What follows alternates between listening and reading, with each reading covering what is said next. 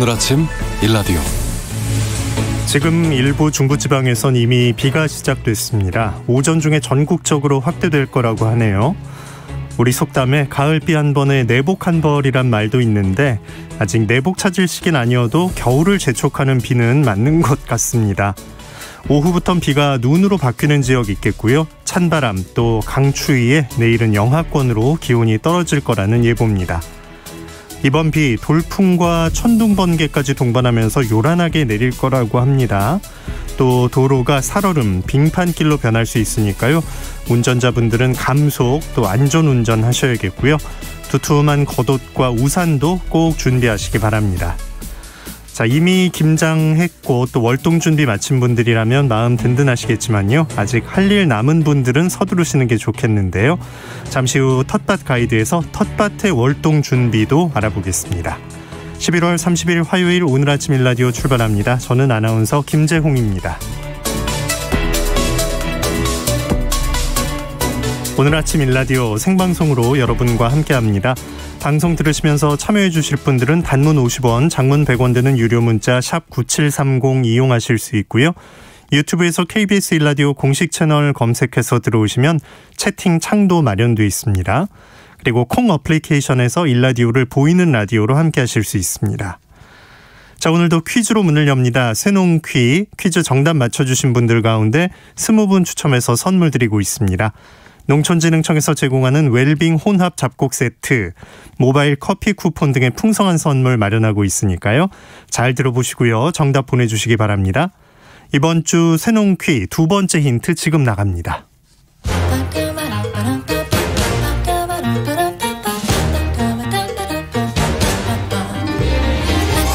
우리 땅, 우리 바다에서 자란 맛있고 건강한 우리 농수산물을 알아맞히는 세상의 모든 농수산물 퀴즈 새농퀴.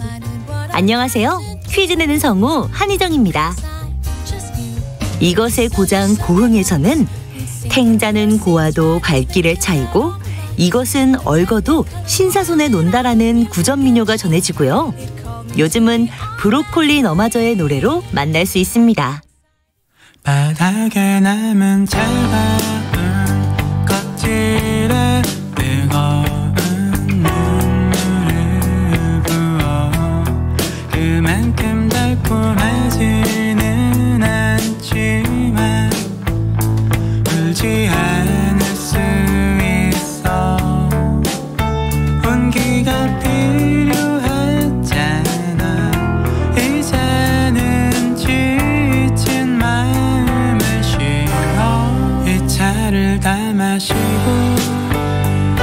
봄날으로 가자. 설탕과 얇게 저민 이것을 1:1의 비율로 청을 만들어 차로 마셔도 좋고요. 샐러드 소스로 활용해도 일품이죠. 꽃은 봄에 피지만 열매는 초겨울 해풍이 부는 바로 지금 절정을 이룬다고 하는데요. 브로콜리 너마저가 부르는 노래 제목, 바로 이것으로 만든 차인데요. 화사한 향기의 약귤 이것은 무엇일까요? 자, 정답 아시는 분들은 단문 50원, 장문 100원이 드는 유료 문자 샵 9730으로 보내주세요. 20분께 행운의 선물 드리겠습니다.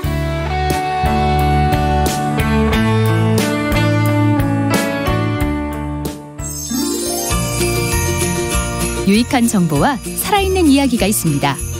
KBS 오늘 아침 일라디오.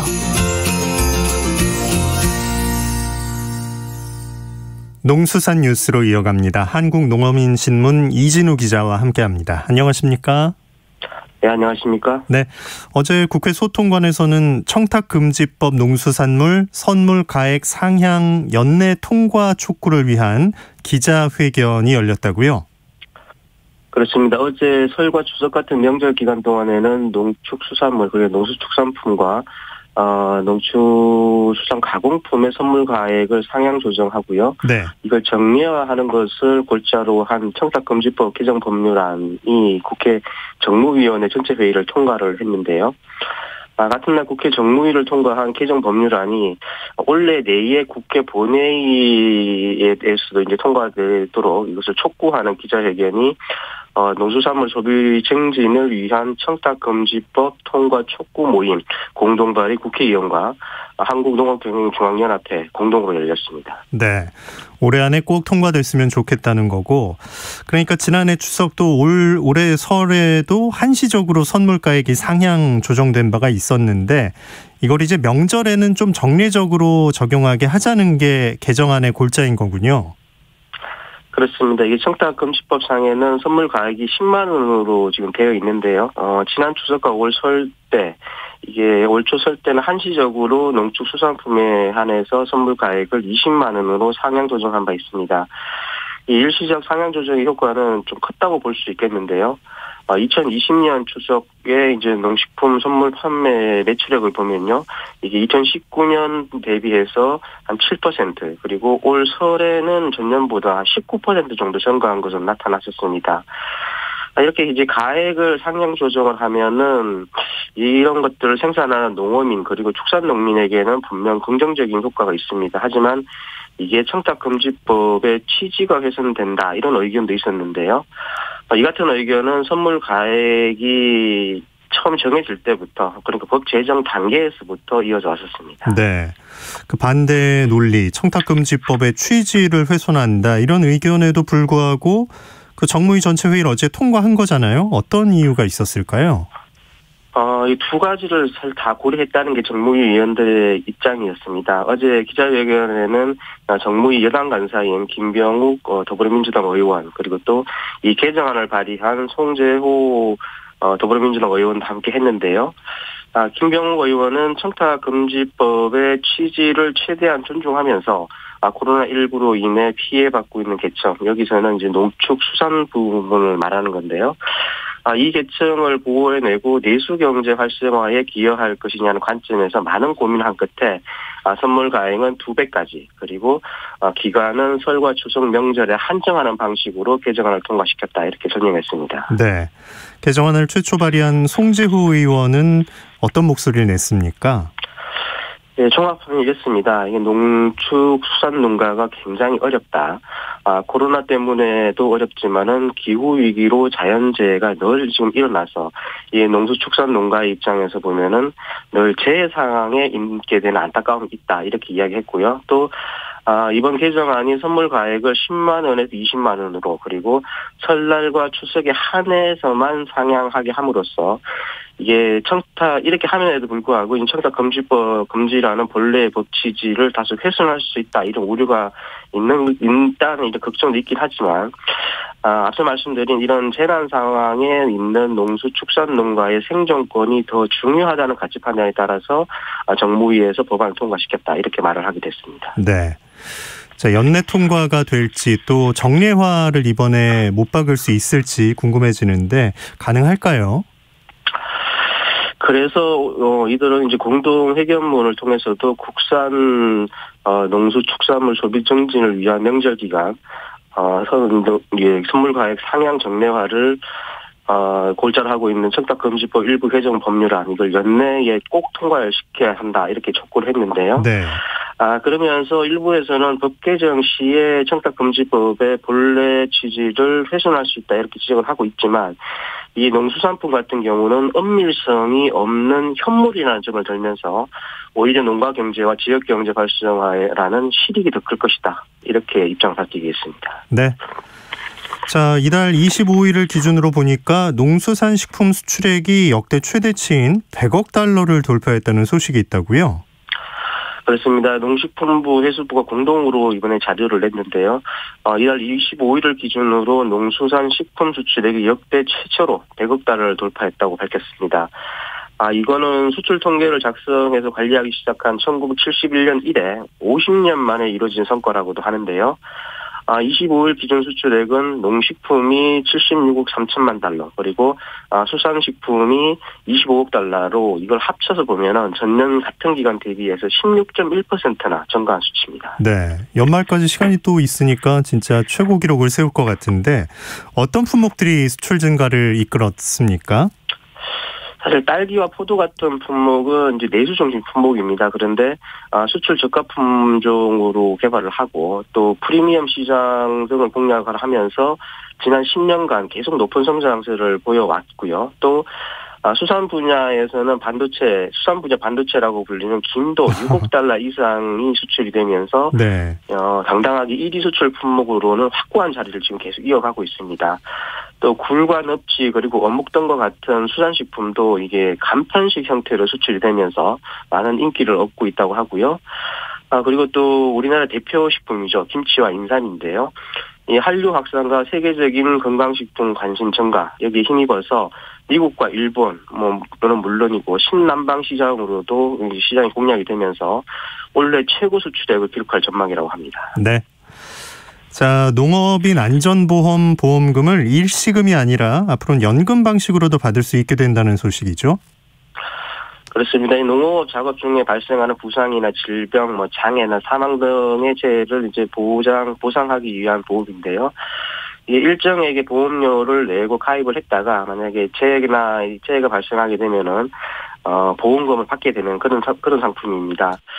이와 관련된 법률이 바로 농업인의 안전보험 및 안전재해 예방에 관한 법률이라는 건데 오늘 이 법률이 개정 공포가 됐습니다. 기존 법률에서는 장애급여금하고 그리고 유족급여금은 일시금으로만 지급하도록 되어 있었는데 네. 이걸 연금 방식으로도 받을 수 있게 했다는 내용이 있고요. 또 보험금 수급 전용 계좌 이것을 도입을 해서 이 계좌에 있는 예금 채권은 압류할 수 없도록 했다고 합니다. 이렇게 되면은 아무래도 사고를 입은 당사자 또는 유가족이 조금은 더 안전하게 생활을 좀 이어갈 수 있지 않을까 이렇게 생각이 됩니다. 네. 농수산뉴스 한국농어민신문 이진우 기자였습니다. 고맙습니다. 감사합니다.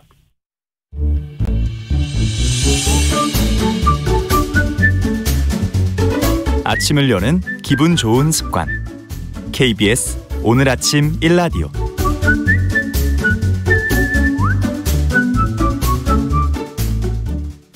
도시농부들을 위한 텃밭 가이드 수원 씨앗도서관 박영재 관장과 함께합니다. 안녕하십니까? 네, 안녕하세요. 네, 자 오늘도 텃밭 관련한 궁금한 점 있으시면 단문 50원, 장문 100원의 유료 문자 샵 9730으로 지금 문자 보내주시기 바랍니다. 자세한 답변 드리겠습니다.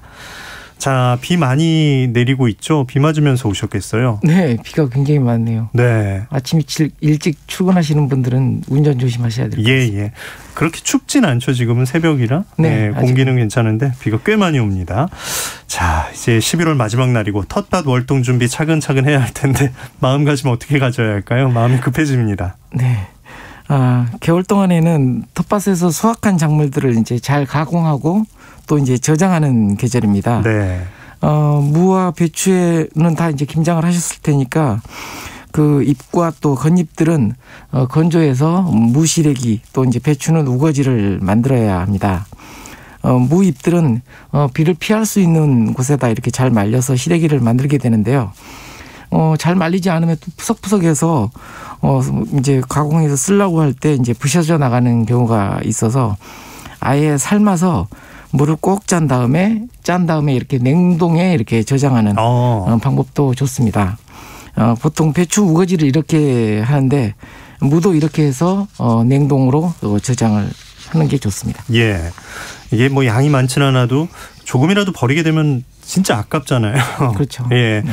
잘 못 말릴 것 같으면 아예 삶아서 냉동 보관하는 방법이 있군요. 우거지 시래기 제대로 만드는 그 절차는 어떻게 되죠? 모아서 삶은 다음에 네. 이게 이제 부드러워지기 때문에 이제 헹굴 수가 있거든요. 예. 부서지지 않고 그래서 이렇게 잘 헹궈주면 3차례 정도 이렇게 헹궈주면 3번 정도 불순물들이 이제 빠져나가고 된장국이라든지 좋은 국거리 재료를 만들 수가 있습니다. 네, 내 밭에서 나온 거니까 겨우 내내 이렇게 저장해서 먹으면 좋겠네요. 이렇게 말리거나 삶아서 얼리는 것 말고도 또 어떤 저장 방법이 있을까요? 염장을 하는 경우도 있는데요. 배추 절이듯이 무잎이나 배추 겉잎을 절여서 네. 저장합니다. 다른 재료가 전혀 없이 이제 소금만 하기 때문에 쉽습니다. 저장을 이제 김치 냉장고에 이렇게 뒀다가 국거리나 볶음용 재료로 이렇게 활용을 하는데요. 서해안 일부 지역에서는 이것을 냉장하지 않고 볏짚이라든지 이런 데 이렇게 넣어서 보관해서 큼큼한 그 홍어 냄새 있죠. 예, 이런 비슷한 향과 맛을 내기도 한다고 합니다. 예. 흔히 이제 삭힌 김치라고도 하고요. 꺼먹지라고 이렇게 부르는 것들입니다. 사용할 때는 이제 살짝 씻어서 이런 큼큼한 냄새를 좀 없앤 다음에 이렇게 뭐 국을 끓이거나 이제 볶음을 할 때 이렇게 네. 사용하시면 됩니다. 참 다양하게 활용을 했었는데 배추나 무는 이런 식으로 여러 가지 방법이 있고 다른 채소들은 어떻게 저장을 하면 좋을까요? 이제 늦가을에 이렇게 수확하신 시금치나 근대화 같은 경우도 이렇게 신선한 상태로 이렇게 보관하기는 굉장히 어렵잖아요. 그래서 이렇게 따로 이렇게 데친다든지 아니면 삶는다든지 이런 방식으로 해서 냉장이나 냉동 저장 이렇게 두시면 겨우내 이렇게 소비하실 수가 있습니다. 또 이제 콩이나 다른 곡식 종류도 요즘에 이제 고르기도 하고 또 이제 도종 작업도 하게 되는데요. 일반 보급종 콩들은 크기도 일정하고 또 모양도 일정해서 농업기술센터 등에서 이렇게 콩 선별기라고 하는 기계가 있어요. 이것을 이용해서 이제 쉽게 선별을 할 수 있는데 저 같은 경우는 토종 콩들이라 크기도 또 모양도 제각각이라 선별기를 이용할 수가 없습니다. 그러시겠네요. 그래서 집에서 이제 이렇게 쟁반에 놓고 손으로 일일이 고르는 어려움이 있습니다. 네. 그래도 이 치매 예방도 될 것 같고 왠지 시간은 좀 걸리지만 그럼 이렇게 골라낸 콩으로 어떤 걸 만들게 되나요? 요즘 삶아서 이제 메주 만드는 철이기도 하죠. 예, 메주를 만들어서 발효를 시킵니다. 콩을 삶을 때는 솥뚜껑에서 3번 눈물을 흘릴 때까지 삶아야 한다고 합니다. 할머니들이 알려주신 비밀인데요. 푹 삶아서 콩 알갱이를 손가락 사이에 넣고 이렇게 비틀어 보았을 때 각지게 뭉개지면 덜 익은 것이고 또 이렇게 부드럽게 지문이 찍힐 정도로 이렇게 익어야 제대로 메주를 쓸 수 있는 상태라고 합니다. 솥뚜껑이 3번 눈물을 흘리면 완전히 익은 것이란 말은 처음 맑은 눈물을 흘릴 때 불을 조금 줄이고 또 노란 눈물을 흘릴 때 더 줄이고 그리고 마지막으로 까만 눈물을 흘리게 될 때는 불을 다 이제 빼고 이제 불을 끄고 이제 그 메주를 식혀서 이제 메주 성형에 들어가게 됩니다. 네.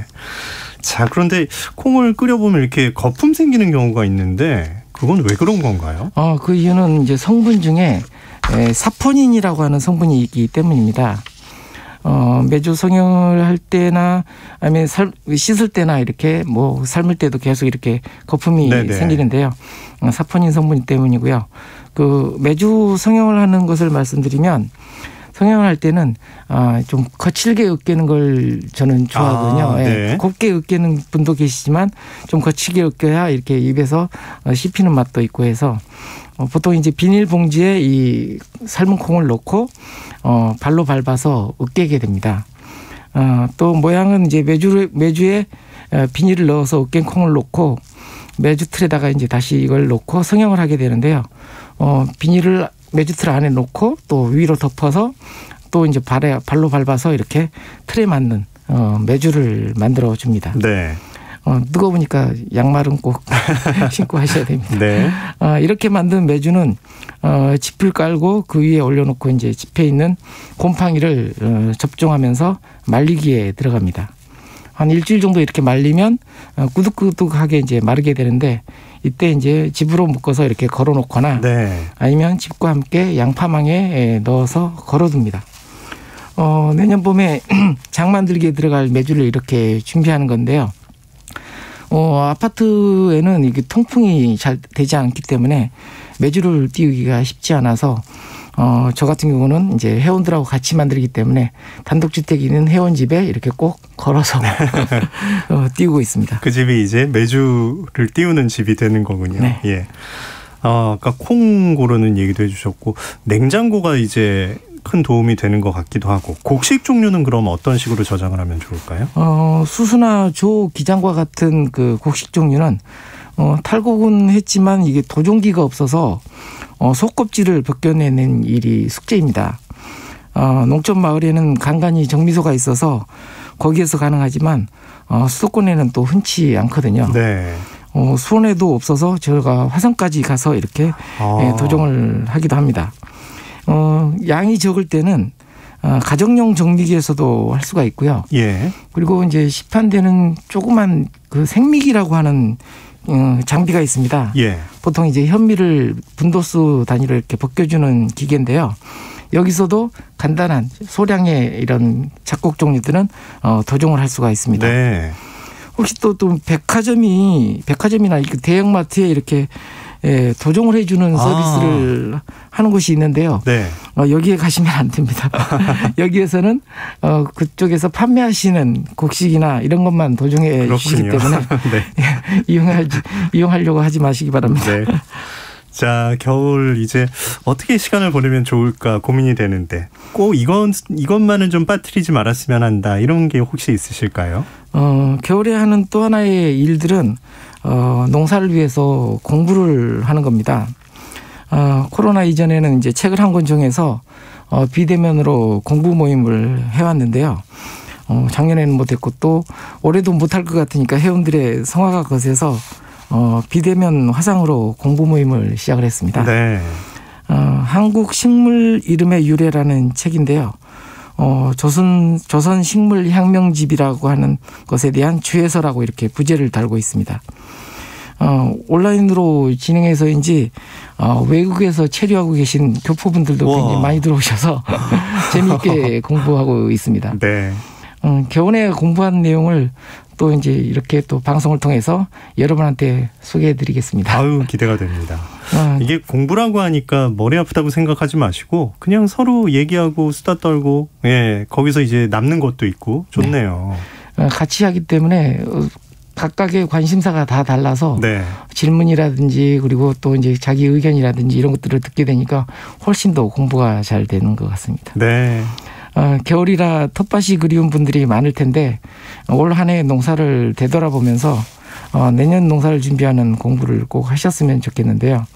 이 방송을 통해서 주제를 하나씩 던져드릴 테니까 책을 정해서 공부하시면 될 것 같습니다. 네. 흙에 대한 책이라든지 작물 재배에 관한 책이라든지 다양하고 많은 책들이 나와 있습니다. 예, 사실 궁금한 점도 하나씩은 다 있고 근데 이제 이걸 어떻게 풀어갈까가 고민인데 정해 주신다고 하니까 진짜 든든합니다.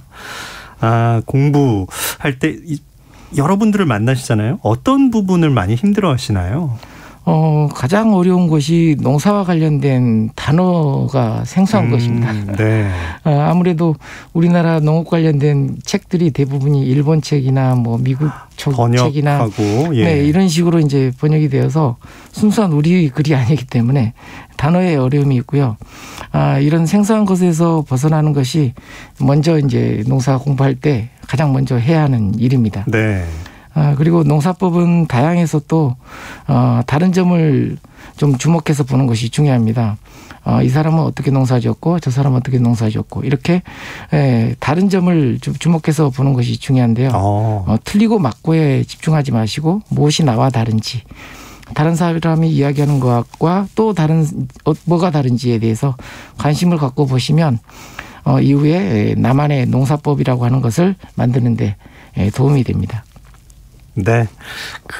이 비대면으로 하니까 또 해외 다른 흙과 다른 기후에 있는 분들 얘기까지 동시에 좀 들을 수 있으니까 그것도 참 넓어지는 기분이 드네요.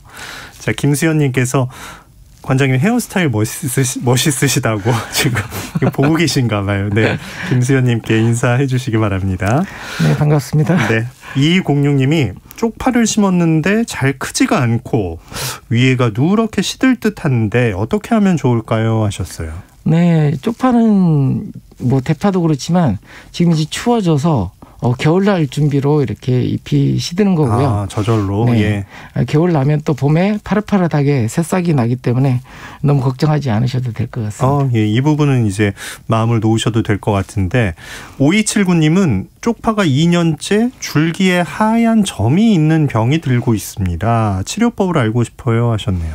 하얀 줄무늬처럼 이렇게 점도 박히고 줄이 이렇게 생기는 것은 굴파리라고 하는 파리가 유충이 그 입 안에 들어가서 살고 있는 거거든요. 네. 드시는 데는 지장이 없지만 아무래도 외관상 좀 깨림직하죠. 네. 이런 현상이 생기는 것은 거름을 주실 때 완숙태비를 주지 않고 미숙된 태비를 줬을 경우에 많이 생기는 현상입니다. 예. 그래서 거름 줄 때 완숙태비를 주고 있는지 미숙태비를 주고 있는지 살펴봐 주시기 바랍니다. 네, 알겠습니다. 텃밭 가이드 오늘도 수원 씨앗도서관 박영재 관장과 함께했습니다. 관장님 고맙습니다. 네, 감사합니다.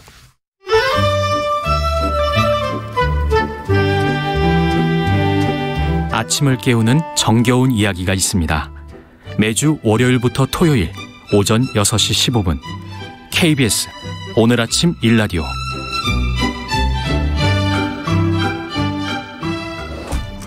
이번 순서는 민족문화콘텐츠연구원 박재희 원장이 전하는 고전으로 세상 읽기 시간입니다. 함께 들어보시죠.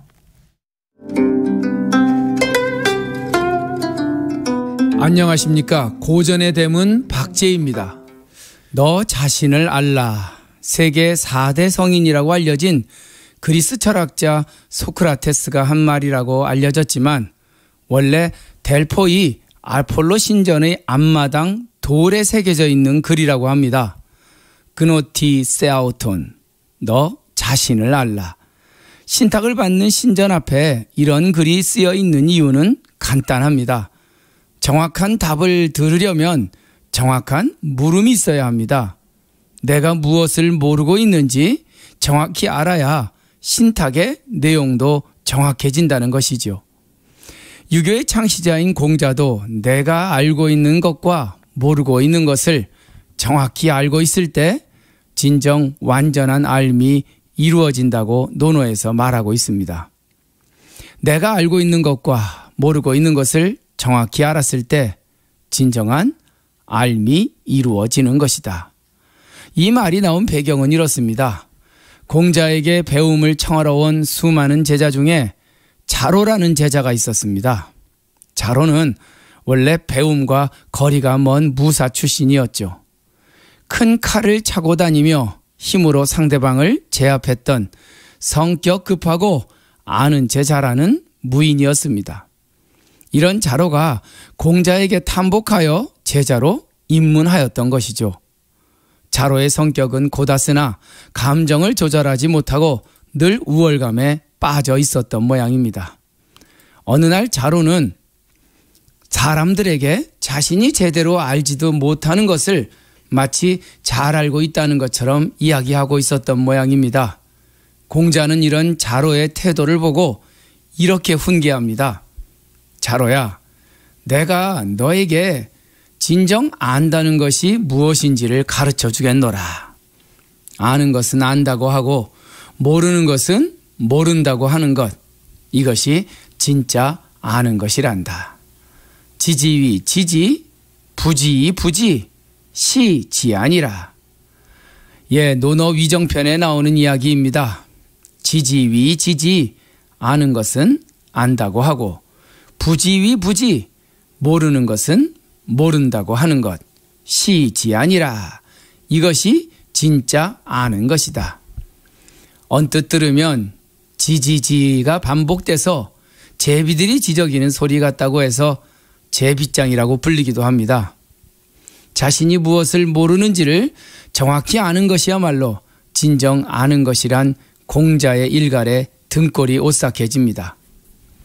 알의 진실성에 대하여는 도덕경에서도 강조하고 있습니다. 지자불언이요 언자부진이라.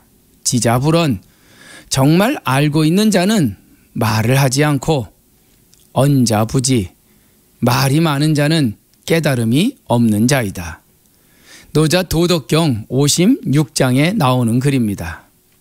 예, 노자는 아는 것이 없는 사람이 말이 많고 깨달음이 깊은 사람은 남의 말을 경청할 줄 안다고 강조하고 있습니다. 그러니 가능한 자신의 입을 닫고 생각을 멈추고 눈을 감아 내가 모르고 있다는 사실을 인정할 때 진정 우주와 함께 생각하는 경지에 이를 수 있다는 것입니다. 좀 과장된 표현이긴 하지만 깨달은 자는 말이 아닌 마음으로 세상을 느끼는 사람입니다. 아는 것은 안다고 하고 모르는 것은 모른다고 하는 것이 진정 아는 자의 모습이다. 고전의 댐은 박재희였습니다. 오늘 아침 일라디오 함께하고 계십니다. 지금 시각은 6시 45분입니다.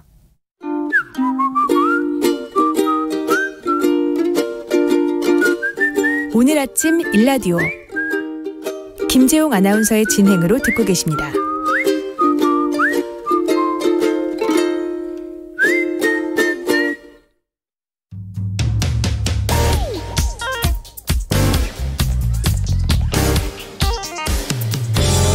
오늘 아침 뉴스 브리핑 정상근 기자와 함께합니다. 안녕하십니까? 네, 안녕하십니까? 네, 코로나19 상황은 어떻습니까?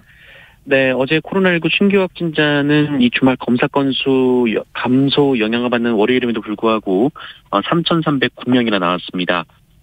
월요일에 발표된 확진자 수 중에서는 가장 많은 수였는데요. 이 직전 기록이 지난주였는데 지난주에 비해서도 500명 가까이 많았습니다. 오늘도 3,000명대 전후의 확진자가 나올 것으로 예상이 되고 있습니다. 위중증 환자도 629명으로 닷새 연속 600명대를 기록했고요. 이 사망자 수는 32명을 기록했습니다. 최근 사망자가 크게 늘면서 치명률도 0.8%까지 올라갔습니다.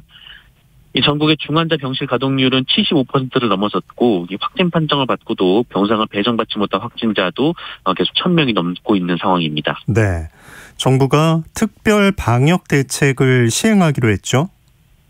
네, 정부는 다음 달 13일 예정된 단계적 일상회복 2단계 돌입을 유보하고 4주간 특별 방역 대책을 시행하기로 했습니다. 강력한 사회적 거리두기로 회귀하는 대신 다음 달 20일부터 현재 방역 패스를 발급일, 그러니까 접종을 완료한 날로부터 6개월까지만 유효하도록 규정을 바꿨는데요. 이를 통해 부스터샷, 3차 접종을 유도하기로 했습니다. 아울러 부스터샷은 18세 이상 모든 성인들을 대상으로 확대가 됩니다. 접종 간격은 접종 완료일로부터 5개월 이후인데요. 다음 달 2일부터 사전 예약 홈페이지를 통해서 접종 날짜를 고를 수가 있고 4일부터 접종 가능합니다. 추가 접종이 진행 중인 요양병원과 시설에는 방문 접종팀을 대폭 늘려서 이번 주까지 추가 접종을 완료한다는 계획입니다. 또 60세 이상 고령층은 올해 내로 이 추가 접종을 마무리하기로 하고 이 추가 접종자는 공공 일자리 사업 우선 채용, 채용 문화시설 할인 등 혜택도 주기로 했습니다. 네. 또한 일상회복 이후 이 영화관에서 집단 감염 사례가 나온 바 있는데요. 이에 영화관 내 취식을 금지했고요. 이 경로당과 노인복지관 같은 고령층의 여가복지시설은 추가 접종 완료자만 이용할 수 있도록 했습니다. 다만 청소년이 주로 이용하는 PC방이나 학원 같은 시설에 방역 패스를 적용하는 것은 조금 더 검토하기로 했습니다. 한편 앞으로 이 확진자는 병원이나 생활치료센터에 가는 것이 아니라 재택치료를 원칙으로 하기로 했습니다. 또 확진된 뒤에 상태가 나빠지는 것을 막기 위해 코로나19 치료제도 초기 단계부터 적극적으로 사용하기로 했습니다. 네. 자, 민주당 이재명 후보 민생 대통령을 핵심 기조로 내세우기로 했군요. 네, 더불어민주당 이재명 후보는 대선 100일에 맞춰서 경제 대통령, 민생 대통령을 핵심 기조로 내세웠습니다. 국민의 지갑을 채우고 나라 경제를 성장시키는데 모든 역량을 쏟아붓겠다라고 했고요. 그러면서 국민의힘 윤석열 후보가 공약했던 소상공인 손실보상 50조 원 지원에 동의한다면서 그걸 대선 이후로 미루지 말고 곧바로 논의하자라고 역제안했습니다. 부동산 정책도 국민의 신뢰를 잃어 죄송하다면서 곧 대규모 공급 정책을 발표할 계획이다라고 밝혔습니다. 또 광주 전남 방문의 마지막 일정으로 이낙연 전 대표의 고향인 전남 영광을 찾아가서 이낙연 전 대표 지지층의 마음을 돌리는 데 주력하기도 했습니다. 한편 이재명 후보는 오늘 선대위 참여가 확정된 첫 외부 인사를 발표할 계획인데요. 보도에 따르면 군 출신의 우주산업 전문가, 39살 워킹맘 서경대 조동현 교수를 공동 상임선대위원장에 영입한 것으로 알려졌습니다. 앞서 이재명 후보는 첫 지역 선대위인 광주 선대위 공동위원장에 18세 여고생을 낙점한 바 있습니다. 네, 윤석열 후보는 탈원전 정책에 대한 비판에 나섰다고요? 네, 국민의힘 윤석열 후보는 선대위 출범 이후 첫 공식 일정으로 충청을 택했습니다. 이 자리에서 윤석열 후보는 충청과의 인연을 내세우며 이 충청은 중요한 순간에 우위를 결정하는 이른바 캐스팅 보트 역할을 해왔다라고 지켜세웠습니다. 또 김병준 상임 선대위원장에게 힘을 실어주려는 듯 이 김병준 위원장의 지역구인 세종시를 함께 방문하기도 했는데요. 임기 내에 세종이 실질적인 수도 기능을 할 수 있도록 하겠다라고 공약하기도 했습니다. 그리고 대전으로 이동해서 원자력 연구원 등 원전 관련 시설을 잇따라 방문했습니다. 이 자리에서 윤석열 후보는 탄소 중립 시대에 깨끗하고 안전한 전력은 원자력 발전뿐이라면서 현 정부의 탈원전 정책을 거듭 비판했습니다. 한편 국민의힘은 이준석 대표를 두고 패싱 논란이 일기도 했습니다. 이준석 대표가 라디오 방송 인터뷰에서 윤석열 후보 충청 일정을 몰랐다라고 얘기를 한 건데요. 그러자 조수진 최고위원 겸 후보 공보단장은 선대위 활동은 선대위 직함을 갖고 충실해야 한다라면서 이준석 대표를 비판하기도 했습니다. 네. 자, 검찰이 곽상도 전 의원에 대한 구속영장을 청구했네요. 네, 검찰이 곽상도 전 의원을 불러서 조사한 지 이틀 만에 사전 구속영장을 청구했습니다. 대장동 민간 사업자인 화천대유가 아들을 취업시키고 이 퇴직금 등 명목으로 50억 원을 지급한 것은 곽상도 전 의원에게 준 청탁의 대가라는 것이 검찰의 주장입니다. 검찰은 대주주 김만배 씨의 부탁을 받은 곽상도 전 의원이 이 김정태 하나금융그룹 회장을 통해서 이 화천대유가 참여한 하나은행 컨소시엄의 무산을 막아준 것으로 보고 있는데요. 이른바 정영학 녹취록 등에는 이 곽상도 의원에게 직접 돈을 주면 문제가 될 수 있으니 아들에게 배당으로 주는 게 낫다라는 업자들 간의 논의가 담겨 있는 것으로 알려졌습니다. 다만 2015년 사업자 선정 당시 곽상도 전 의원이 대한법률구조공단 이사장으로 재직했던 탓에 이 직무 연관성을 입증하기 어려웠던 만큼 이 뇌물죄가 아닌 알선수재 혐의가 적용이 됐습니다. 이에 대해 곽상도 전 의원은 화천대유에 도움을 준 일이 없고 그럴 위치에도 없었다라며 의혹을 전면 부인하고 있습니다. 곽상도 전 의원의 영장 실질심사는 내일 서울중앙지법에서 열립니다. 네. 자, 전 여자친구를 스토킹하다 살해한 김병찬 검찰에 송치됐다고요? 네, 스토킹 피해를 수차례 신고해서 신변 보호를 받던 전 여자친구를 흉기로 살해한 혐의를 받는 김병찬이 어제 검찰에 넘겨졌습니다. 이 서울 중부경찰서는 이 김병찬에 대해 특정범죄 가중 처벌 등에 관한 법률상 보복살인, 보복협박, 스토킹 범죄법 위반, 상해, 주거침입, 특수협박, 협박, 특수감금 등 8개 혐의를 적용했습니다. 김병찬은 구치소로 이동하던 중 취재진의 질문에 구체적인 대답 없이 죄송합니다만 10차례 반복했고요. 반성하느냐라는 질문에는 짤막히 네라고 답을 했습니다. 김병찬은 당초 경찰 조사에서 욱해서 그랬다는 취지로 우발적 범행을 주장했습니다만 이 디지털 포렌식 결과 사전에 휴대전화로 범행 방법 그리고 범행 도구 등을 수회 검색한 것으로 전해졌습니다. 네. 이에 경찰은 김병찬이 피해자의 스토킹 신고 등의 앙심을 품고 계획적으로 보복성 범죄를 저질렀다라고 판단했는데요. 이 특가법상 보복살인은 사형, 무기징역 또는 10년 이상의 징역에 처해져서 단순 살인보다 형량이 더 높습니다. 네. 4살 아이를 길에 두고 간 사람들이 있었다고요? 네, 늦은 밤 추위 속에 4살 여자아이를 길가에 버린 30대 엄마 그리고 20대 남성이 경찰에 붙잡혔습니다. 인천경찰청은 어제 아동복지법상 유기 혐의로 이들을 긴급 체포했다고 밝혔는데요. 이들은 지난 26일 오후 10시쯤 경기도 고양시 한 도로에 4살 아이를 홀로 둔 채 떠났습니다. 당시 아이가 울고 있는 것을 목격한 행인의 신고로 출동한 경찰관에 의해 친아빠에게 인계가 됐는데요. 이 경찰은 아이가 메고 있던 어린이집 가방을 통해 아이의 신원을 확인했고 친모를 특정했습니다. 이 친모와 20대 남성은 온라인 게임을 통해서 처음 만났다고 하고요. 함께 이 남성의 차를 타고 남성의 거주지로 이동을 하다가 아이만 차에서 내리도록 한 뒤 거리에 버리고 자리를 떴습니다. 네. 경찰은 이들에 대해 구속영장을 신청할 예정입니다. 예. 자, 12억 이하 주택에 대한 양도소득세가 완화된다고요? 네, 집을 팔 때 특정 금액 이상의 고가주택은 양도소득세라는 별도의 세금을 내야 하는데요. 국회 기획재정위원회는 이 양도소득세 부과 기준을 1가구 1주택자의 경우 현행 9억 원에서 12억 원으로 높이기로 했습니다. 실거래가가 12억 원 이하의 주택이라면 거래할 때 양도세를 부과하지 않는다라는 의미입니다. 또한 가상화폐에 대한 과세 시점을 내년 1월에서 2023년 1월로 1년 늦추는 데도 여야가 합의를 했습니다. 이날 소위를 통과한 소득세법 개정안 등은 곧 처리가 될 예정입니다. 네, 뉴스브리핑 정상근 기자였습니다. 고맙습니다. 고맙습니다. 자, 오늘 전국에 비와 눈 소식이 있습니다. 출근길 조금 더 여유 있게